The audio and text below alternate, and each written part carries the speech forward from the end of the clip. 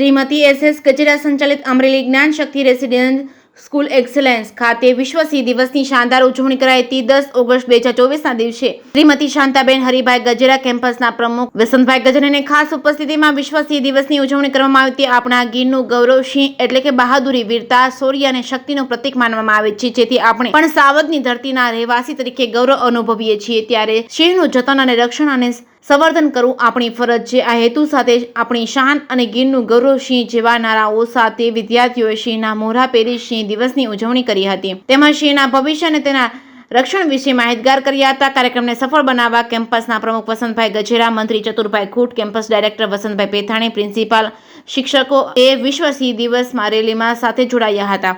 જે કેસની ગુજરાતી સાથે જૈનિક સોજિત્રા, અમરેલી।